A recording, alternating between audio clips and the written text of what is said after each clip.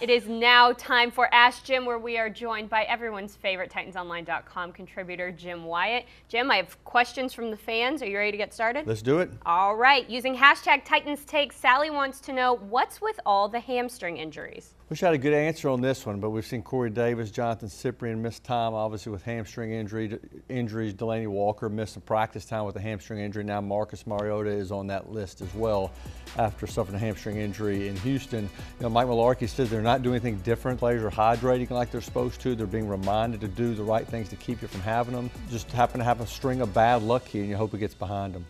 Laura asks, can you simulate game day speed in practice, especially for those defensive players? Well, I think you can to a point. I mean, they have some fast practices, and I think players have said that's one of the ways they get into good conditioning level is because of the speed they go at in practice. You can't work on everything that happens during the speed of the game. I mean, obviously things can happen where you have to have good chemistry, you got to have good communication. Things happen in the course of the game you can't simulate during the course of the week, but I think they do a pretty good job of getting themselves ready.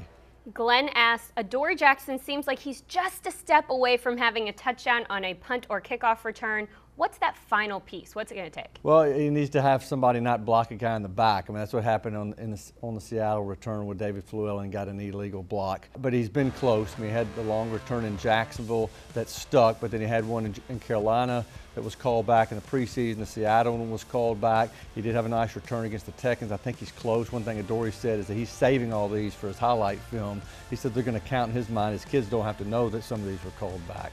The Titans are 2-2 at the end of the first quarter of this season. Is that what you expected? Well, I think if you looked at the schedule, it was a tough road. I'm talking about the first 5 games here. The Titans played 4 teams out of 5 that went to the playoffs last year. I think the way things set up in my mind, looking at that schedule, the first 5 going in at some way to finish at 3-2, you'd be sitting pretty going into the Monday night game against the Colts. Now here we are, 2-2. With a chance to go to Miami where they kind of turned the season around last season. A good opportunity, and I think 3-2 would be a good start.